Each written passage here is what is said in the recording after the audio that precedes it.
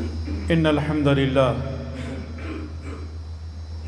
نحمده ونستعينه ونستغفره ونعوذ بالله من شرور أنفسنا ومن سيئات أعمالنا من يهده الله فلا مضل له ومن يضلله فلا هادي له وأشهد أن لا إله إلا الله وحده لا شريك له وأشهد أن محمدًا عبده ورسوله أما بعد فإن خير الحديث كتاب الله وخير الهدي هدي محمد صلى الله عليه وسلم وشر الأمور محدثاتها وكل محدثة بدعة وكل بدعة ضلالة وكل ضلالة في النار فأعوذ بالله السميع العليم من الشيطان الرجيم من همزه ونفخه ونفثه يا أيها الذين آمنوا اتقوا الله حق تقاته ولا تموتن إلا وأنتم مسلمون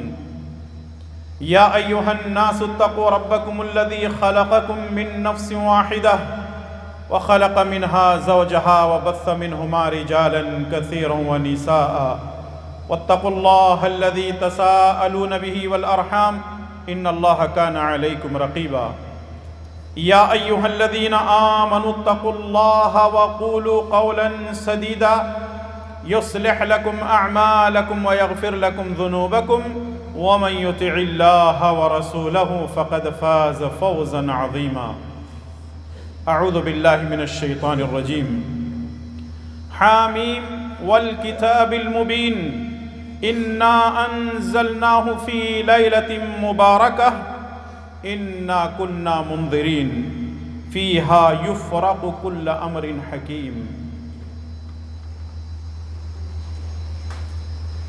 سبحانك لا علم لنا إلا ما علمتنا إنك أنت العليم الحكيم رب اشرح لي صدري ويسر لي أمري واحلل عقدة من لساني يفقهوا قولي اللهم لا سهل إلا ما جعلته سهلا وأنت تجعل الحزن إذا شئت سهلا رب زدني علما رب زدني علما رب زدني علما آمین یا رب العالمین۔ ہر قسم کی تعریف و توصیف اللہ ہی کے لیے لائق و زیبا ہے جو ساری کائنات کا خالق مالک اور مدبر ہے، اور درود و سلام ہو تمام انبیاء علیہم الصلاۃ پر، خصوصاً میرے اور آپ کے پیارے نبی امام الانبیاء والمرسلین جناب محمد الرسول اللہ صلی اللہ تعالی علیہ وسلم کی ذات مقدسہ پر۔ اللہم صلی وسلم وبارک وسلم علی نبینا محمد وعلی آلہ وصحبہ اجمعین۔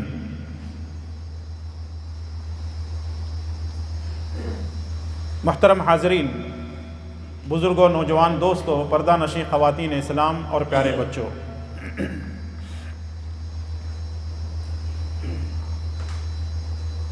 جس ماہ سے ہم گزر رہے ہیں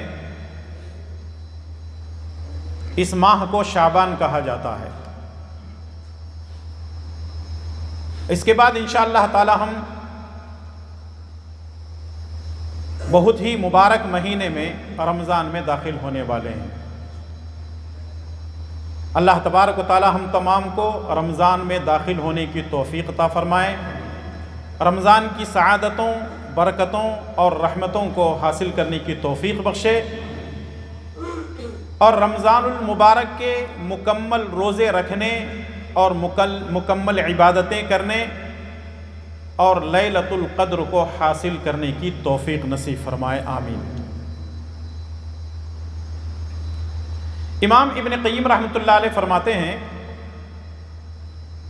کہ ہمارے جو اسلاف گزرے ہیں، جب رمضان گزرتا تھا تو 6 مہینے تک یہ دعا کرتے تھے کہ اے اللہ تعالیٰ، جو عبادتیں میں نے رمضان میں کی ہیں ان تمام عبادتوں کو قبول فرما، اور رمضان میں داخل ہونے سے 6 مہینے پہلے یہ دعا کرتے تھے کہ اے اللہ تعالیٰ، ماہ مبارک رمضان آنے والا ہے، اس میں مجھے داخل فرما، عبادتیں کرنے کی توفیق عطا فرما۔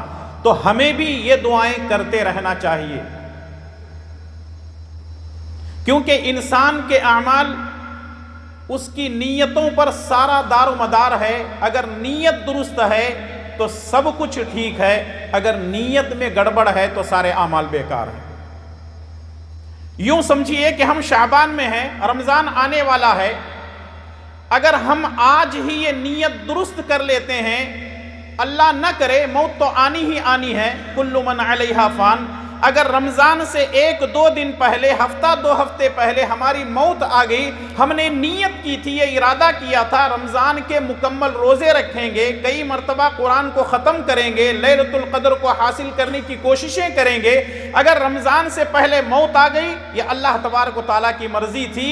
نیت اچھی ہونے کی وجہ سے اللہ تبارک و تعالیٰ رمضان کے سارے اعمال کا اجر و ثواب ہمارے نام اعمال میں داخل کرے گا. کتنی بڑی بات ہے. اور سارے فیصلے کس پر ہوتے ہیں؟ نیتوں پر ہوتے ہیں. تو اس لیے نیت کر لیں کہ انشاءاللہ تعالی ہم رمضان کے مکمل روزے رکھیں گے، مکمل تراویح پڑھیں گے، قرآن کریم کو مکمل طور پر سنیں گے، لیلۃ القدر کو حاصل کرنے کے لیے کوششیں کریں گے. اللہ تبارک و تعالی ہمیں اپنی نیتوں کو درست کر لینے کی توفیق نصیب فرمائے. آمین.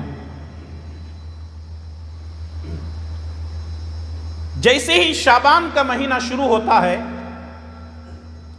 شعبان کے مہینے کے تعلق سے کچھ لوگوں کی غلط فہمیاں پائی جاتی ہیں، یا کچھ لوگ ایسے ہیں جو شعبان کے مہینے میں ایک رات کو اتنی زیادہ اہمیت دیتے ہیں جو دوسری راتوں میں اتنی زیادہ اہمیت نہیں دیتے ہیں.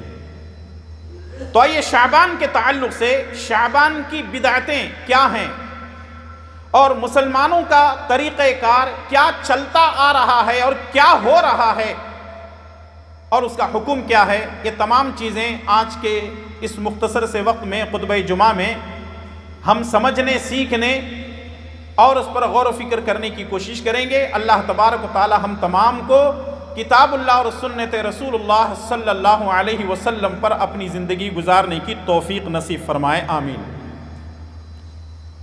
سب سے پہلی بات تو یہ ہے کہ شعبان یہ ایک ایسا مہینہ ہے جس کی فضیلت اللہ کے پیارے نبی جناب محمد الرسول اللہ صلی اللہ علیہ وسلم سے ثابت ہے. صحیح بخاری اور صحیح مسلم کی روایت ہے. اما عائشہ رضی اللہ تعالیٰ عنہ فرماتی ہیں کہ رسول اللہ صلی اللہ علیہ وسلم رمضان کے بعد سب سے زیادہ روزے شعبان کے مہینے میں رکھتے تھے. رمضان کے علاوہ رسول اللہ صلی اللہ علیہ وسلم سب سے زیادہ روزے شعبان کے مہینے میں رکھتے تھے. یہاں تک کہ صحیح بخاری اور صحیح مسلم کی روایت ہے.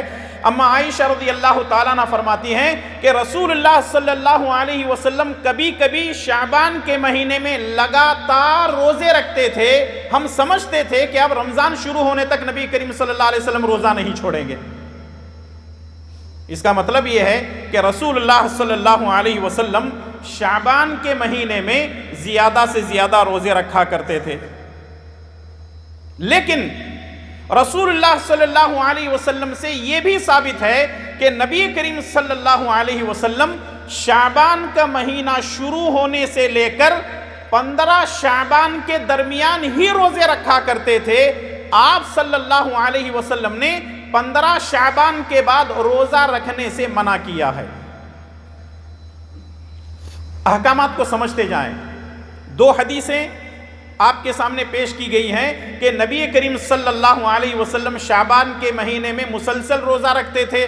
اما عائشہ فرماتی ہیں کہ اتنے مسلسل روزہ رکھتے تھے کہ ہم سمجھتے تھے کہ نبی صلی اللہ علیہ وسلم اب روزے چھوڑنے والے نہیں ہیں. اب یہ جو تیسری حدیث میں نے آپ کے سامنے پیش کی ہے، اس میں یہ حکم موجود ہے، رسول اللہ صلی اللہ علیہ وسلم کا فرمان موجود ہے کہ نبی کریم صلی اللہ علیہ وسلم شعبان کے مہینے میں جیسے ہی مہینہ شروع ہوتا 15 شعبان کے اندر ہی روزہ رکھتے. یا آپ یوں کہہ سکتے ہیں سمجھنے کے لیے 1 شعبان سے 15 شعبان کے درمیان ہی نبی صلی اللہ علیہ وسلم روزہ رکھتے، اور 15 شعبان کے بعد سے نبی کریم صلی اللہ علیہ وسلم نے رمضان شروع ہونے تک روزہ رکھنے کو منع کیا ہے. وجہ کیا ہے؟ یہ بھی بات سمجھنے والی ہے۔ رسول اللہ صلی اللہ علیہ وسلم نے 15 شعبان سے لے کر رمضان شروع ہونے تک روزہ رکھنے سے منع کیوں کیا؟ منع کرنے کی وجہ یہ ہے، اہل علم نے لکھا ہے، وہ یہ ہے کہ اگر کوئی آدمی پورا شعبان کا مہینہ ہی روزہ رکھے تو کہیں ایسا نہ ہو کہ یہ شعبان کے جو روزے ہیں یہ تو نفل ہیں لیکن رمضان کے روزے فرض ہیں، تو کہیں آدمی رمضان کے مہینے سے پہلے ہی شعبان میں روزہ رکھ کر کے اپنے آپ کو تھکا دے تو پھر رمضان کے مہینے کے روزے رکھنا جو کہ فرض ہیں اس کے لیے مشکل ہو جائے گی۔ اسی لیے نبی صلی اللہ علیہ وسلم نے فرمایا 1 سے 15 تک روزہ رکھو، لیکن 15 سے لے کر رمضان شروع ہونے تک نبی کریم صلی اللہ علیہ وسلم نے روزہ رکھنے سے منع کیا ہے۔ لیکن اگر کسی کے گزشتہ سال کے رمضان کے روزے چھوٹ گئے ہیں، اگر کسی کے گزشتہ سال کے رمضان کے چھوٹ گئے ہیں، خاص طور پہ خواتین کے روزے چھوٹ جاتے ہیں ان کے مخصوص ایام کی وجہ سے، تو کیا 15 شعبان کے بعد سے لے کر رمضان شروع ہونے تک خواتین اپنے روزے رکھ سکتی ہیں؟ تو اس کے تعلق سے صحیح بخاری اور صحیح مسلم کی روایت ہے، ام سلمہ رضی اللہ تعالیٰ عنہ فرماتی ہیں کہ میں نے رسول اللہ صلی اللہ علیہ وسلم سے سوال کیا، اللہ کے نبی گزشتہ سال رمضان کے روزے مجھ سے چھوٹ گئے تھے، اب یہ شعبان کا مہینہ چل رہا ہے، رمضان شروع ہونے والا ہے، کیا میں روزے رکھ سکتی ہوں؟ تو نبی کریم صلی اللہ علیہ وسلم نے ان کو چھوٹے ہوئے روزے رکھنے کی اجازت دے دی۔ اس کا مطلب یہ ہے کہ اگر کسی وجہ سے 11 مہینے یا 10 مہینے کسی خاتون کو چھوٹے ہوئے روزے رکھنے کو فرصت نہیں ملی ہے تو وہ 15 شعبان کے بعد بھی وہ خاتون روزے رکھ سکتی ہے، اللہ کے پیارے نبی صلی اللہ علیہ وسلم نے اجازت دی ہے۔ بعض اہل علم نے یہاں یہ بات بھی کہی ہے، اگر کسی کی عادت ہے کہ وہ ایک تو ایام 20 کے روزے رکھتے ہیں 13، 14، 15، لیکن کسی کی عادت ہے ہر پیر اور جمعرات کو بھی روزہ رکھتے ہیں، تو ایسی حالت میں 15 شعبان کے بعد بھی وہ اپنے روزے کو کنٹینیو کر سکتے ہیں۔ یعنی اگر آپ پیر کو رکھتے ہیں تو 15 شعبان کے بعد بھی رکھیں، اگر آپ جمعرات روزہ رکھنے کے عادی ہیں تو آپ جو ہے 15 شعبان کے بعد بھی روزے رکھ سکتے ہیں۔ یہ کچھ مسائل تھے جو آپ کے سامنے پیش کیے گئے ہیں۔ اب آتے ہیں اصل بات کی طرف۔ شعبان کے مہینے کے تعلق سے عام طور پہ مسلمانوں کے تعلق سے یہ بات دیکھنے میں آتی ہے، وہ یہ سمجھتے ہیں کہ شعبان کی 15ویں رات ایسی ہے، شعبان کی 15ویں رات ایسی ہے، اللہ تبارک و تعالی نے قرآن کریم کو شعبان کی 15ویں رات میں نازل کیا، اور دوسری بات یہ سمجھتے ہیں کہ سارے سال کے جتنے روزے کے احکامات ہیں وہ 15 شعبان میں ہی مکمل کیے جاتے ہیں، اس لیے ہم کو یہاں رات جاگنا چاہیے اور دوسرے دن روزہ رکھنا چاہیے۔ ان دونوں چیزوں کی میں وضاحت آپ کے سامنے پیش کرنے کی کوشش کروں گا۔ سب سے پہلے ہم اس بات کو سمجھنے کی کوشش کرتے ہیں کہ کیا رمضان کے مہینے کے علاوہ شعبان کی 15ویں رات میں اللہ تعالیٰ نے قرآن کو نازل کیا ہے؟ آئیے قرآن کریم سے پوچھتے ہیں۔ قرآن کریم کے تعلق سے، نزول قرآن کے تعلق سے اللہ تبارک و تعالیٰ نے 3 جگہ اس بات کو بیان فرمایا ہے۔ اللہ تعالیٰ نے فرمایا شہر رمضان الذی انزل فیہ القرآن، رمضان وہ مہینہ ہے جس میں قرآن نازل کیا گیا۔ دوسرا جو حکم ہے وہ یہ ہے انا انزلناہ فی لیلۃ القدر، ہم نے قرآن کو لیلۃ القدر میں نازل کیا۔ اور تیسرا حکم سورہ دخان کے اندر ہے انا انزلناہ فی لیلۃ مبارکہ، ہم نے قرآن کو مبارک رات میں نازل کیا۔ پہلے کی 2 آیتیں بالکل واضح ہیں کہ قرآن رمضان کے مہینے میں نازل ہوا، قرآن شب قدر میں یعنی لیلۃ القدر میں نازل ہوا، یہ بات بالکل واضح ہے۔ اب مسئلہ آ کر کے رکتا کہاں ہے؟ سورہ دخان کی ابتدائی چند آیتوں پر یا تیسری آیت پر اللہ تعالیٰ نے فرمایا انا انزلناہ فی لیلۃ مبارکہ، ہم نے قرآن کریم کو مبارک رات میں نازل کیا۔ اب بعض لوگ یہ کہتے ہیں یہاں مبارک رات سے مراد لیلۃ القدر نہیں ہے، بلکہ شعبان کی 15ویں رات ہے کہ اللہ تبارک و تعالیٰ نے یہاں مبارک رات جو کہا ہے وہ لیلۃ القدر ہے نہیں ہے، رمضان کے مہینے میں نہیں ہے، بلکہ شعبان کی 15ویں رات کو انہوں نے کہا کہ یہ مبارک رات ہے۔ مفسر قرآن فتح القدیر کے اندر ایک قول جو ہے ابن عباس رضی اللہ تعالیٰ عنہما کا نقل کیا ہے۔ فتح القدیر کے اندر مفسر نے یہ بڑی پیاری بات نقل کی ہے۔ عطیہ بن اسود رضی اللہ تعالیٰ عنہ، ایک صحابی ہیں عطیہ بن اسود رضی اللہ تعالیٰ عنہ، وہ ابن عباس رضی اللہ تعالیٰ عنہما کے پاس آتے ہیں اور کہتے ہیں کہ مجھے 3 آیتوں کے بارے میں شبہ ہے، آپ میرے شبہ کا جواب دیجئے۔ ابن عباس پوچھتے ہیں کہ کیا شبہ ہے؟ کہا قرآن کریم کے اندر 3 آیتیں ہیں، شہر رمضان الذی انزل فیہ القرآن، انا انزلناہ فی لیلۃ القدر، انا انزلناہ فی لیلۃ مبارکہ۔ آخر اس سے مراد شب قدر ہے یا پھر شعبان کی 15ویں رات ہے؟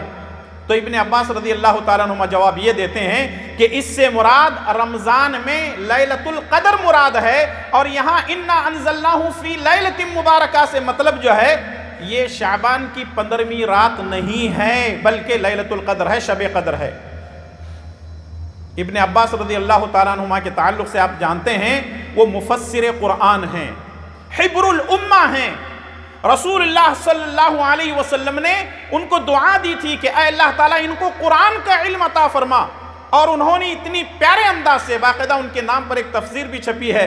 تو بتانے کا مقصد یہ ہے، ان تمام شواہد کو سامنے رکھتے ہوئے بات واضح ہو جاتی ہے کہ شعبان کی 15ویں رات کو مبارک رات نہیں کہا جاتا ہے، بلکہ رمضان کے مہینے میں جو لیلۃ القدر ہے اسی کو مبارک رات کہا جاتا ہے۔ انا انزلناہ فی لیلۃ مبارکہ، ہم نے اس کو یعنی قرآن کو مبارک رات یعنی لیلۃ القدر شب قدر میں نازل کیا۔ دلائل کے ذریعے سے بات واضح ہو گئی۔ اب جو لوگ یہ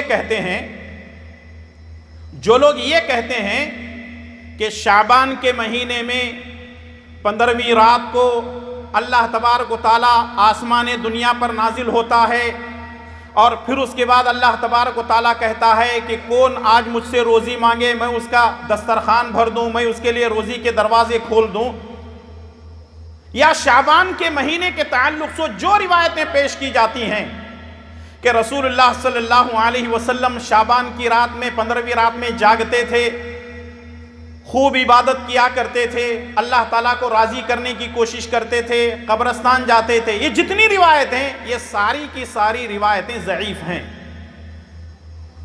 ایک بھی روایت صحیح صحت کے درجے پر نہیں پہنچتی ہے۔ ایک روایت ہے جس کو شیخ البانی رحمۃ اللہ علیہ نے یہ کہا ہے کہ یہ صحیح، یہ حسن ہے، صحیح بھی نہیں ہے بلکہ حسن ہے، لیکن پھر بھی اہل علم نے اس پر کلام کیا اور کہا کہ یہ حسن نہیں ہے بلکہ حسن لغیری ہی ہے، ایک حسن یہ جو ہے حدیث کی ایک شکل ہے۔ خیر اس مسئلے میں ہم کو جانا نہیں ہے، لیکن صرف آپ اتنا جان لیں کہ رسول اللہ صلی اللہ علیہ وسلم کی طرف جتنی روایتیں، جتنی حدیثیں شعبان کے مہینے کے تعلق سے دی جاتی ہیں فضیلت میں صحیح ہیں، لیکن 15ویں رات کے تعلق سے جتنی روایتیں پیش کی جاتی ہیں وہ سند کے اعتبار سے صحیح نہیں ہے۔ اور عجیب بات یہ ہے کہ مسلمان فرض نمازوں میں نہیں آتے ہیں، مسلمان فرض نمازیں نہیں پڑھتے ہیں، جو سنتیں ہیں فرض کے ساتھ کی اس کو نہیں پڑھتے ہیں، یا دوسرے نفل نمازیں یا وتر نمازیں نہیں پڑھتے ہیں، لیکن ایک ہی رات میں آتے ہیں اور آنے کے بعد ساری رات جاگتے ہیں۔ جاگتے بھی کیسے ہیں؟ عبادت کرتے ہوئے نہیں، گپ شپ کرتے ہوئے، غیبتیں کرتے ہوئے، چغل خوریاں کرتے ہوئے، کھاتے پیتے چوراہوں پر جو ہے چائے پانی پیتے ہوئے اپنی رات گزرتے ہیں، اور یہ سمجھتے ہیں کہ شعبان کی 15ویں رات کو روزی تقسیم کی جاتی ہے، اس لیے جاگنے سے ہم کو روزی مل جاتی ہے اور دوسرے دن روزہ رکھتے ہیں۔ اس کا کوئی حکم پیارے نبی جناب محمد الرسول اللہ صلی اللہ علیہ وسلم سے ثابت نہیں ہے، اور جتنی روایتیں پیش کی جاتی ہیں یہ ساری کی ساری روایتیں ضعیف ہیں۔ اگر ہم اس سے ہٹ کر کے بات کریں گے تو اور بھی بہت ساری باتیں ہمارے سامنے آتی ہیں، اور بھی بہت ساری چیزیں ہمارے سامنے آتی ہیں۔ اس مہینے کے اندر آپ دیکھیں بہت سارے غلط کام ہوتے ہیں، لیکن ایک بات یاد رکھیے، بعض دفعہ جو ہے لوگ یہ اعتراض کرتے ہیں، اعتراض یہ کرتے ہیں کہ یہ لوگ قرآن و سنت کا دعویٰ کرتے ہیں، اور جو ہے حدیثوں کی بات جب آتی ہے تو کہتے ہیں کہ یہ حدیث صحیح ہے، یہ حدیث ضعیف ہے۔ جیسے بہت سارے پیٹ پالو مولویوں کو ہم نے کہتے ہوئے سنا ہے کہ یہ اہل حدیث کہتے ہیں کہ یہ حدیث ضعیف ہے، یہ حدیث ضعیف ہے، یہ حدیث ضعیف ہے۔ اگر تمہارے ماں باپ اگر ضعیف ہو جائیں، کمزور ہو جائیں، تو کیا تم گھر سے نکال کر کے پھینک دو گے؟ نبی کا فرمان ہے وہ ضعیف نہیں ہے، اس کو مانو، اس پر عمل کرو۔ یہ کیا ایسی بکواس باتیں کر کے لوگوں کو بیوقوف بنایا جاتا ہے؟ میرے بھائی اور دوستو، اگر آج حدیثوں کے اندر فرق کرنے والے، حدیثوں کو ٹٹولنے والے اور اصطلاحات الحدیث کا اگر یہ فن نہ ہوتا تو آج مسلمانوں کے اندر اصل نبی کی سنتیں ہی بالکل نظر نہیں آتی۔ اسی لیے اللہ کے پیارے نبی جناب محمد رسول اللہ صلی اللہ علیہ وسلم نے فرمایا، من احدث فی امرنا ھذا ما لیس منہ فہو رد، کہ اگر کوئی آدمی دین کے اندر کوئی نئی چیز ایجاد کرتا ہے جس کے بارے میں ہمارا کوئی حکم نہیں ہے، فہو رد، وہ چیز مردود ہے، وہ چیز مقبول نہیں ہے۔ آج مسلمانوں کے اندر بہت ساری ایسی بدعتیں ہیں جس کو سنت سمجھ کر کے زندگی گزار رہے ہیں، بہت سارے شرکیہ کام ایسے ہیں جس کو توحید سمجھتے ہیں، بہت سارے رسم و رواج ایسے ہیں جس کو شریعت سمجھ رہے ہیں۔ یاد رکھیے، باپ دادا کا دین ہم کو جنت میں نہیں لے جا سکتا۔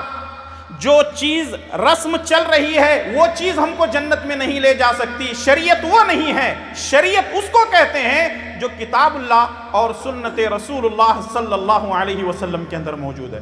ایک مسلمان کے لیے ضروری ہے کہ وہ اللہ تعالیٰ کے کلام پر اپنی زندگی گزارے اور پیارے نبی جناب محمد الرسول اللہ صلی اللہ علیہ وسلم کی صحیح احادیث کو ٹٹولے اور پھر اس پر عمل کرے، ورنہ آج ہمارے معاشرے کے اندر بہت سارے غلط فہمیاں پھیلی ہوئی ہیں جس کا ہم خود اندازہ لگا سکتے ہیں۔ اور ایک بات ہمیشہ یاد رکھیں، بہت پتے کی بات بولنے جا رہا ہوں، بڑے غور سے سماعت فرمائیں۔ سنت اس کا مقام اتنا بڑا ہے، دنیا کے کسی بھی کونے میں آپ چلے جائیں، سنت ایک ہی طریقہ ہوتا ہے۔ سنت کا جو طریقہ ہے، دنیا کے کسی بھی کونے میں آپ چلے جائیں، سنت کا طریقہ ایک ہی ہوتا ہے، لیکن بدعت جو کتاب و سنت میں نہیں ہے، ہر جگہ کا طریقہ کار الگ ہوتا ہے۔ مثال کے طور پر آپ کی بستی مردیشور ہے، یہاں سے آپ نکلیں گے تو اڑپی میں بدعت کا طریقہ کار الگ ہوگا، منگلور میں آپ جائیں گے تو وہاں طریقہ کار الگ ہوگا، کیرلا میں جائیں گے تو وہاں کا طریقہ کار الگ ہوگا، اگر آپ ہبلی جائیں گے تو وہاں کا الگ ہوگا، بنگلور جائیں گے تو الگ ہوگا، حیدرآباد، یعنی جیسے جیسے علاقے آپ تبدیل کریں گے بدعت کی شکلیں الگ الگ ہوتی ہیں۔ دنیا کے کسی بھی کونے میں آپ چلے جائیں، سنت کبھی بھی الگ الگ نہیں ہوتی۔ یہ کمال ہے سنت کا، یہ کمال ہے سنت کا۔ جیسے آپ دیکھیں، ایک چھوٹی مثال دے دیتا ہوں سمجھنے کے لیے۔ ہمارے یہاں شادی بیاہ میں رسم و رواج ہیں، شادی بیاہ میں کیا ہیں؟ رسم و رواج ہیں۔ یہ رسم و رواج ایسے ہیں جو کتاب و سنت میں نہیں ہے، لوگوں نے اپنے طرف سے بنا لیا ہے۔ یہاں سے آپ 10 کلومیٹر چلے جائیں، یہ رسم و رواج کے اندر خود بخود تبدیلی آئے گی، آپ کو بولنے کی ضرورت نہیں ہے۔ 20 کلومیٹر چلے جائیں اور تبدیلی آئے گی، 50 کلومیٹر، یعنی جیسے جیسے فاصلہ بڑھتا جائے گا اس کی شکل بدلتی جائے گی۔ لیکن جو سنت ہوتی ہے، دنیا کے کسی بھی کونے میں اس کی شکل نہیں بدلتی، بلکہ سنت ایک ہی ہوتی ہے۔ شعبان کے مہینے کے اندر 15ویں رات کو جو بدعات ہوتے ہیں اس کی تو ایک بہت لمبی لسٹ ہے، اہل علم نے تقریباً 25، کسی نے 30، کسی نے 40 بدعتیں گنوائی ہیں۔ لیکن آئیے کچھ چیزیں جو ہماری آنکھوں کے سامنے ہم دیکھ رہے ہیں، جو کتاب و سنت کے اندر نہیں ہیں، بدعتیں ہیں، رسم و رواج ہیں، ایک سلسلہ باپ دادا کا چلتا آ رہا ہے، لوگ اسی کو دین سمجھ کر کے اپنی زندگی گزار رہے ہیں۔ میں کوشش کروں گا کہ ان چیزوں کو آپ کے سامنے واضح نہیں بلکہ مختصر انداز میں پیش کرنے کی، کیونکہ یہ ایسی چیزیں ہیں جو آج مسلمان سمجھنے کو تیار نہیں ہیں، اور جو لوگ علماء سو ہیں، برے علماء، وہ کتاب و سنت کی طرف لوگوں کو آنے ہی نہیں دیتے۔ اگر یہ آئیں گے تو ہماری دکانیں بند ہو جائیں گی۔ ان کے جیب جو ہے بھرنے بند ہو جائیں گے، ان کے پیٹ کا مسئلہ بن جائے گا، ان کی پگڑی ان کی ٹوپی کا مسئلہ، ان کے ایگو کا، ان کے امیج کا مسئلہ بن جائے گا۔ وہ لوگوں کو کتاب و سنت کی دعوت نہیں دیتے ہیں، بلکہ وہاں یہاں کی باتیں لا کر کے ان پر فٹ کرتے ہیں۔ آپ کو کرنا پڑے گا، آپ کو ایسے ہی رہنا پڑے گا، وہاں بھی لوگ ایسے کہتے ہیں، ان کا ایسا مسلک ہے، ان کا طریقہ کار ہے۔ میرے بھائیوں اور دوستو، مسلمانوں کا ایک ہی مسلک ہے، اور مسلک طریقے کو کہتے ہیں، اور وہ طریقہ ہے کتاب اللہ اور سنت رسول اللہ کا۔ تو آئیے ذرا ہم ڈھونڈنے کی کوشش کرتے ہیں، دیکھنے اور سمجھنے کی کوشش کرتے ہیں کہ اس مہینے کے اندر کون کون سی بدعتیں خاص کر کے شعبان کی 15ویں رات میں کی جاتی ہیں۔ پہلی چیز تو یہ ہے کہ یہاں قیام اللیل ہوتا ہے۔ قیام اللیل مطلب تہجد وغیرہ پڑھی جاتی ہے، یا باقاعدہ جو ہے جماعت کے ساتھ لوگوں کو نماز پڑھائی جاتی ہے۔ کہیں 2 رکعت ہے تو کہیں 10 رکعت ہے، پتہ نہیں کہاں کہاں نماز پڑھتے ہیں، جبکہ اس کا صراحتاً پیارے نبی جناب محمد الرسول اللہ صلی اللہ علیہ وسلم سے کوئی حکم نہیں ہے۔ اور دوسری چیز یہ ہے کہ کچھ لوگوں کو یہ بات بتائی جاتی ہے کہ شعبان کی 15ویں رات میں، شعبان کی 15ویں رات میں 100 مرتبہ آپ کو سورہ فاتحہ پڑھنا ہے۔ اچھا، اب یہاں وہی بات آ رہی ہے، ایک علاقے میں شعبان کی 15ویں رات میں 2 رکعت نماز پڑھی جاتی ہے، تو کہیں 20 مرتبہ سورہ فاتحہ پڑھنا ہوتا ہے، کہیں 50 مرتبہ پڑھنا ہوتا ہے، کہیں 100 جگہ، یعنی الگ الگ علاقوں میں یہ الگ الگ بتایا جاتا ہے ان کے علماء کی طرف سے۔ اور یہ لوگ پڑھتے بھی ہیں کہ اتنی مرتبہ سورہ فاتحہ پڑھو، اتنی مرتبہ سورہ اخلاص پڑھو، اور اس کے پیچھے راز کیا ہوتا ہے؟ کہتے ہیں کہ اگلے سال تک تم کو روزی روٹی کی کوئی پریشانی نہیں آئی، یعنی سارا مسئلہ آ کر کے رکتا کہاں ہے؟ روزی پر، یعنی لوگوں کو روزی چاہیے، اللہ کی رحمت نہیں چاہیے۔ ذرا دیکھیں، آپ غور کریں، رحمت میں روزی میں فرق ہے۔ اللہ کی رحمت ہو تو ہر چیز ملتی ہے، اگر آپ صرف روزی کی نیت کرتے ہیں تو اللہ روزی دے دے گا، رحمتیں آپ کے ساتھ نہیں ہوں گی۔ روزی کی فکر نہ کریں، روزی اللہ دیتا ہے۔ جب اللہ کافر کو اور مشرک کو دے رہا ہے، ایک ملحد کو، دہریے کو دے رہا ہے، ناستک کو دے رہا ہے، ہم تو اللہ کو ماننے والے ہیں کہ اللہ تعالیٰ روزی ہم کو نہیں دے گا، بے شک اللہ تبارک و تعالیٰ دے گا۔ اللہ کی رحمتوں کو حاصل کرنے کی کوششیں کیجئے۔ اور اس میں جو سورہ فاتحہ کئی مرتبہ پڑھنا اور سورہ اخلاص کو کئی مرتبہ جو پڑھا جاتا ہے، اس کی بھی کوئی حدیث جو ہے پیارے نبی صلی اللہ علیہ وسلم سے نہیں ہے۔ تیسری چیز ہے، شعبان کے 15ویں شعبان کو رات بھر جاگنے کے بعد دوسرے دن روزہ رکھنا۔ مسلمانوں کا بڑا عجیب حال ہے، افسوس ہوتا ہے۔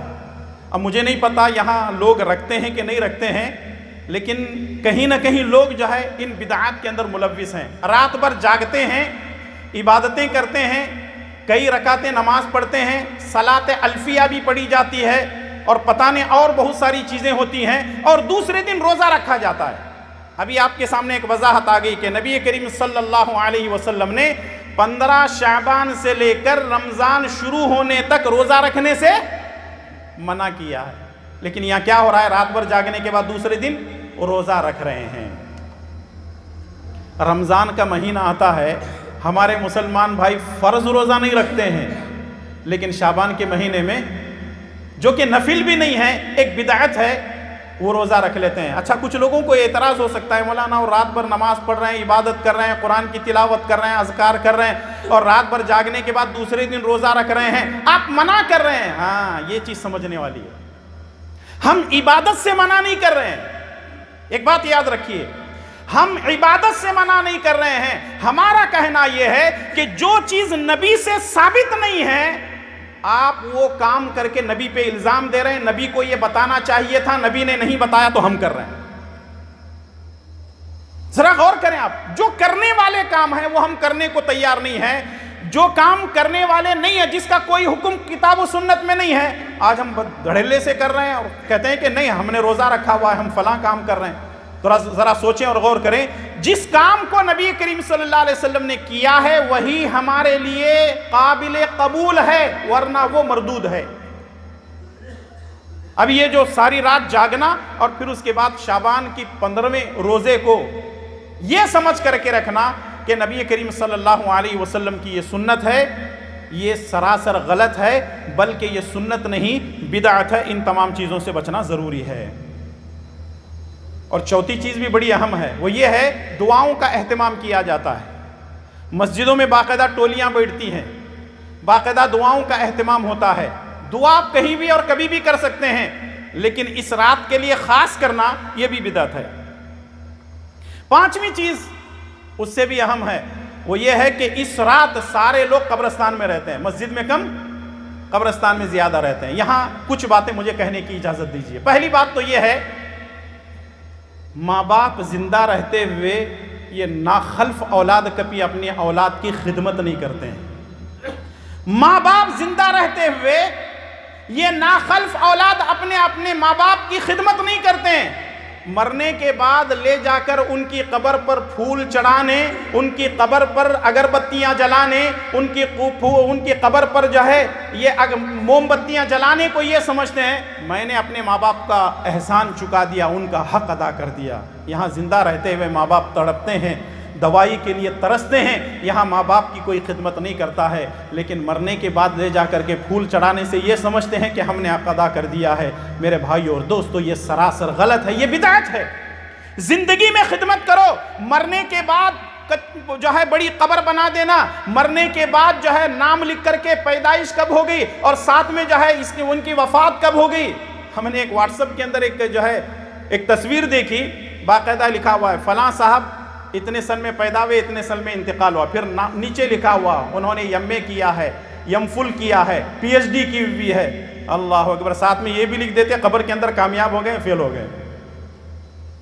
یہ کون سا دین ہے؟ یہ کون سا طریقہ ہے؟ وہ عالم برزخ کی زندگی میں چلے گئے، ان کا دنیا والوں سے کوئی رشتہ ناتا نہیں ہے، لیکن یہ سارے کام جو ہے مسلمانوں کے جو ہو رہے ہیں بڑے عجیب و غریب ہیں. میرے ایک دوست ہیں، انہوں نے ایک شاعر کا ایک شعر سنایا تھا. پہلا مصرع فارسی میں ہے، دوسرا مصرع اردو میں ہے، لیکن اس کا سیاق و سباق بھی ہے. پہلے میں اس کو پیش کر دیتا ہوں، پھر اس کے بعد اس شعر پہ آتا ہوں. ایک منچلا شاعر کسی قبرستان میں چلا گیا. منچلا شاعر قبرستان میں چلا گیا. قبرستان جب آتے ہیں تو دو طرح کی قبریں ہوتی ہیں. ایک دم پختہ قبریں ہوتی ہیں، اس میں پھول چڑھے ہوئے ہیں، اگربتیاں ہیں، موم بتیاں جل رہی ہیں. دوسری قبریں ایسی ہیں بالکل بوسیدہ ہو چکی ہیں، ان کے پتھر جو گاڑے ہوئے تھے سر اور پیر کے پاس وہ بھی نظر نہیں آتے ہیں. وہاں نہ کوئی پھول ہے، نہ چراغ ہے، نہ موم بتی ہے، نہ خوشبو ہے، کوئی چیز نہیں ہے. اب شاعر قبرستان میں گیا، جا کر کے دیکھا کہ دونوں طرح کی قبریں ہیں، تو کھڑے کھڑے وہ برجستہ ایک شعر کہتا ہے. ایک شعر کہتا ہے کہ بر مزار ماں غریباں نہ چراغ نہ گلے. پہلا مصرع فارسی کا ہے، بر مزار ماں غریباں نہ چراغ نہ گلے. ہم جیسے غریبوں کی قبروں پر نہ چراغ ہیں اور نہ پھول ہیں. ہم جیسے غریبوں کی قبروں پر نہ چراغ ہیں نہ پھول ہیں، اس نکمے کی قبر پر رات بھر شمع جلے. بر مزار ماں غریباں نہ چراغ نہ گلے، اس نکمے کی قبر پر رات بھر شمع جلے. ذرا دیکھیں آپ لوگ، بے نمازی ہوتا ہے، بے دین ہوتا ہے، شرابی ہوتا ہے، کبابی ہوتا ہے، زانی ہوتا ہے، سود خور ہوتا ہے، اور مرنے کے بعد لوگ کیا کیا نخرے کرتے ہیں. سبحان اللہ. زندگی میں کبھی ان کو توفیق نہیں ہوئی اللہ اور اس کے رسول کی اطاعت کرنے کے، اور مرنے کے بعد اولاد کیا سے کیا کر رہی ہے. تو اس طرح کی چیزیں ہوتی ہیں، اور رات بھر باقاعدہ قبرستانوں کی زیارت ہوتی ہے. قبرستانوں کی زیارت کیجئے، قبرستان کی زیارت کرنے کا حکم ہے، لیکن 15ویں رات کو پھول لے کر، چراغ لے کر، اگربتیاں لے کر، خوشبو لے کر، اور پتہ نہیں کیا کیا چیزیں اور لے کر کے جاتے ہیں. جانا یہ رسول اللہ صلی اللہ علیہ وسلم کی سنت نہیں ہے. یہاں ایک مزے کی بات بھی ہے اس کے اندر. ایک چھٹی چیز جو شعبان کی 15ویں رات میں ہوتی ہے وہ یہ ہے، معاشرے میں، سوسائٹی کے اندر یہ بات ہمارے سماج میں بہت مشہور ہے، وہ یہ ہے کہ مرنے والوں کی روحیں گھروں میں آتی ہیں. مرنے والوں کی روحیں گھروں میں آتی ہیں. سب سے پہلی بات تو یہ ہے کہ آدمی کی جب روح قبض کر لی جاتی ہے، اگر وہ نیک ہے تو علیین میں اللہ تعالیٰ کے پاس آسمانوں میں اس کی روح رکھی جاتی ہے. اور اگر مرنے والا برا ہے، مشرک ہے، کافر ہے، منافق ہے، ملحد ہے، دہریہ ہے، اس کی روح کہاں جاتی ہے؟ زمین کے نیچے ایک جگہ ہے جس کا نام ہے سجین، وہاں رکھی جاتی ہے. جب ایک مرتبہ علیین میں چلی گئی، ایک مرتبہ سجین میں جب کسی کی روح چلی گئی، اب یہ روحیں واپس آنے والی نہیں ہیں. اب یہاں ضمناً ایک بات کی وضاحت کرنا چاہتا ہوں. کبھی کبھی کوئی گھر بکتا نہیں ہے جب بیچنے کے لیے جاتے ہیں, تو کوئی گھر بیچنا چاہتے ہیں تو بکتا نہیں ہے. وجہ کیا ہے؟ نہیں, وہ فلاں ایک عورت یا لڑکی جو ہے پھانسی ڈال کر کے مر گئی تھی, اس کی روح گھوم رہی ہے, اس لیے وہ گھر بک نہیں رہا ہے. اصل میں وہ روح گھومتی نہیں ہے, یہ شیطان اور جنات جو خبیث ہیں وہ آپ کو گھما رہے ہیں. اس کے پیچھے بہت بڑی کہانی ہے. وہ گھر شیطانی چیزوں سے متاثر ہے جس کی وجہ سے لوگ اس طرح کی باتیں کر رہے ہیں. روح ایک مرتبہ اللہ کے پاس چلے گی تو دوبارہ آنے والی نہیں ہے, وہ عالم برزخ میں چلی جاتی ہے. عالم برزخ مطلب ایسی دنیا جو ہماری آنکھوں سے اوجھل ہے, جو ہمیں نظر نہیں آتی. جیسے سورہ رحمان کے اندر اللہ تبارک و تعالیٰ نے فرمایا, سمندر کے پانی جب آپس میں ملتے ہیں, جیسے میٹھا پانی اور کھانا پانی جب آپس میں ملتے ہیں, بینہما برزخ لا یبغیان. یہ جو برزخ کیا ہے؟ یہ دونوں پانی کے درمیان ایک برزخ ہے. حالانکہ ادھر سے آپ غرق ہوتے ہیں, پانی کے اندر ڈبکی مارتے ہیں تو دوسری طرف نکل جائیں گے, دوسری طرف سے مارتے ہیں تو ادھر نکل جائیں گے. اس کے درمیان برزخ ہے. برزخ ایسی چیز اللہ نے بیان فرمایا کہ تمہاری نظروں سے وہ اوجھل ہے. یہ جو برزخی زندگی ہے, قبرستان میں ہم دفن کر کے آ گئے, سارا معاملہ ختم, اب ان کی روح دنیا میں آنے سے رہی. اب یہ لوگ کرتے کیا ہیں, یہ بھی کمال کی بات ہے. 15 شعبان کی جو رات ہے,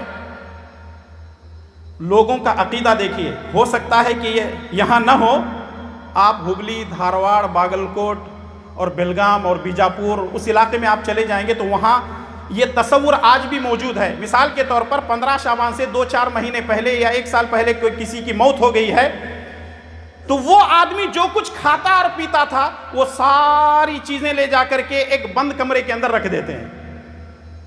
بند کمرے میں رکھتے ہیں. بریانی کھاتا تھا تو بریانی بھی موجود ہے, بیڑی سگریٹ پیتا تھا تو وہ بھی موجود ہے, اگر گٹکا کھاتا تھا تو وہ بھی رکھ دیتے ہیں, شراب پیتا تھا تو وہ بھی رکھ دیتے ہیں, یہاں تک کہ ساری چیزیں رکھنے کے بعد سوڈے کی بوتل بھی رکھتے ہیں. کیوں؟ روح آ کر کے کھا کے جائے گی, ہضم کرنے کے لیے بھی تو چاہیے, سوڈے کی بوتل بھی ساتھ میں رکھ دیتے ہیں. ذرا سوچیں اور یہ عقیدہ دیکھیں, کیسے غلط چیزیں, غلط عقیدے رکھے ہوئے ہیں, جبکہ کوئی کھاتا پیتا نہیں ہے. لوگ سمجھتے نہیں کہ فلاں چیزیں آ گئی. جیسے آپ غیر مسلموں کو دیکھتے ہیں کہ وہ کوئی چیز جو ہے پھینکتے ہیں, سمجھتے ہیں کہ اگر کوے نے کھا لیا تو ہمارا مسئلہ حل ہو گیا. مسلمان یہ عقیدے لے کر کے جی رہے ہیں. اور 15ویں رات کو جو ہے روحوں کا مسئلہ ہے. اگر جو لوگ یہ سمجھتے ہیں کہ روحیں آتی ہیں, ٹھیک ہے, ایک سوال ان سے یہ ہے, اگر آپ کا یہ عقیدہ ہے کہ روحیں آتی ہیں, گزشتہ سال آپ حیدرآباد میں رہتے تھے, اس سال آپ بنگلور میں آ گئے, آپ کے بڑوں کی روح حیدرآباد آئے گی یا بنگلور آئے گی؟ اگر آپ کہتے ہیں کہ حیدرآباد آئیں گے تو اس کا مطلب آپ نہیں ملیں گے کیونکہ آپ گھر بدل چکے ہیں. اگر آپ کہتے ہیں کہ وہ بنگلور آئیں گے, اس کا مطلب روحوں کا غیب کا علم ہے. آپ حیدرآباد میں تھے تو ان کو معلوم تھا کہ آپ حیدرآباد چھوڑ کر کے آپ بنگلور آ گئے. آپ کی روحوں کو غیب کی خبر ہوتی ہے, جبکہ اللہ تبارک و تعالیٰ نے انبیاء علیہ السلام کو غیب کی خبریں نہیں دیا ہے. تو ان لوگوں کو جو مر چکے ہیں کہاں سے غیب کی خبریں ملیں گی؟ سوچیں اور غور کریں, مسلمان کیسے عقیدے لے کر کے جی رہے ہیں. یہ جو عقیدے ہیں سراسر غلط ہیں, غیر شرعی ہیں. اور 7ویں چیز یہ ہے کہ اس رات کو حلوہ پکایا جاتا ہے. عجیب قسم کے حلوے پکتے ہیں, حلوہ مانڈا اس کو بولتے ہیں. اور پتہ نہیں وہ رات میں خاص کر کے عجیب ہی پکوان بنتے ہیں, کیونکہ وہ جو روحوں کو جو کھلانا ہے ان کی پسند کی چیزیں, تو اس لیے جو ہے بناتے ہیں. 8ویں چیز یہ ہے, مردوں کے نام سے صدقہ کرتے ہیں. ٹھیک ہے, مان لیتے ہیں صدقہ کبھی بھی کیا جا سکتا ہے, لیکن آپ 15ویں شعبان کو مخصوص کر کے صدقہ کیوں دے رہے ہیں؟ ایک نویں چیز یہ ہے, اور اسی پر میں اپنی بات ختم کرنے جا رہا ہوں, وہ یہ ہے مسجدوں کو چراغوں سے سجایا جاتا ہے, لائٹنگ کی جاتی ہے. اتنا نہیں بلکہ پٹاخے پھوڑے جاتے ہیں, رات میں پٹاخے پھوڑے جاتے ہیں, مسجدوں کو سجایا جاتا ہے, نعت کی محفل چلتی ہے, شعر و شاعری چلتی ہے, مشاعرہ چلتا ہے, بیت بازی ہوتی ہے. یہ سارا سب کچھ کہاں ہو رہا ہے؟ اللہ کے گھر میں ہو رہا ہے. کس کے نام پر؟ دین کے نام پر. اللہ اکبر, لا حول ولا قوت الا باللہ. میرے بھائی اور دوستو, کچھ لوگوں کے چہرے مجھے ایسے بتا رہے ہیں کہ شاید پہلی مرتبہ ایسی چیزیں سن رہے ہیں, یا پھر ان کو تعجب بھی ہو رہا ہے کہ مولانا یہ سب باتیں بولنے کی ضرورت کیا تھی. دیکھیے, جو بیماری ہوتی ہے اس کا علاج دینا ضروری ہے. اگر آپ کو پیٹ میں درد ہے تو میں آپ کو دوا سر کے درد کی نہیں دے سکتا، اگر آپ کو سر میں درد ہے تو پیٹ درد کی دوائی نہیں دے سکتا۔ یہ ہمارے معاشرے کے اندر برائیاں ہیں، چونکہ شعبان کے مہینے میں ہم گزر رہے ہیں، 15ویں شعبان بہت جلد آنے والی ہے۔ آپ خود گلی محلے میں جا کر کے دیکھیں، لوگ رات بھر جاگ رہے ہوں گے، قبرستان کو سجا رہے ہوں گے، مسجدوں کو سجا رہے ہوں گے، اور حلوے مانڈے پکا کر کے جو ہے اپنے بڑوں کی روحوں کا انتظار کر رہے ہوں گے۔ جتنی برائیاں ان کے اندر تھی وہ ساری چیزیں کھانے پینے میں کریں۔ میرے بھائی اور دوستو، یہ دین نہیں ہے، یہ دین نہیں ہے، یہ شریعت نہیں ہے۔ اس لیے ہر مسلمان کے لیے ضروری ہے کہ انہی چیزوں پر عمل کرے جس کے بارے میں پیارے نبی جناب محمد الرسول اللہ صلی اللہ علیہ وسلم نے دیا ہے۔ تو بتانے کا خلاصہ کلام یہ ہے کہ 15ویں شعبان سے پہلے اگر آپ روزہ رکھنا چاہتے ہیں تو رکھ سکتے ہیں، یہ سنت ہے۔ اگر کوئی خاتون یا کوئی مسافر آدمی بیمار تھا اور پھر اس کے بعد وہ صحت مند ہو گیا، اور اگر 15 شعبان کے بعد اس کی نیت سے اگر رکھنا چاہتا ہے تو وہ رکھ سکتا ہے۔ لیکن رمضان کی آپ تیاری کریں۔ شعبان کے مہینے کے اندر جتنی ساری چیزیں ہوتی ہیں یہ سنت نہیں ہے، یہ بدعت ہے، یہ خرافات ہے، رسم و رواج ہے، باپ دادا کا دین ہے، کتاب و سنت میں یہ ساری چیزیں نہیں ہیں۔ اللہ سے دعا کیجئے کہ رب العالمین مجھے اور آپ تمام کو اور ہر مسلمان کو سنتوں پر عمل کرنے کی توفیق عطا فرمائے۔ اے اللہ تعالی ہم میں جو بیمار ہیں ان کو شفاء کاملہ عاجل عطا فرما، جو پریشان حال ہیں ان کی پریشانیوں کو دور فرما۔ اے اللہ ہماری روزی روٹی میں خیر و برکت عطا فرما، ہماری زندگیوں میں ہمارے گھروں میں خیر و برکت عطا فرما۔ اے اللہ جو بے اولاد ہیں ان کو اولاد نصیب فرما۔ اے اللہ جن کے اولاد ہے ان کو اپنی اولاد کی صحیح انداز سے تربیت کرنے کی توفیق عطا فرما۔ اے اللہ ظالموں کے ظلم سے ہماری حفاظت فرما، حاسدوں کے حسد سے ہماری حفاظت فرما۔ اے اللہ ہمارے مساجد و مدارس کی حفاظت فرما، اور ہم تمام کو آسمانی اور زمینی آفتوں، مصیبتوں، پریشانیوں سے محفوظ فرما۔ جب تک زندہ رکھ اسلام پر زندہ رکھ، اور خاتمہ بالخیر فرما۔ آمین یا رب العالمین۔ ربنا تقبل منا انک انت السمیع العلیم۔ سبحان ربک رب العزة عما یصفون وسلام علی المرسلین والحمد للہ رب العالمین۔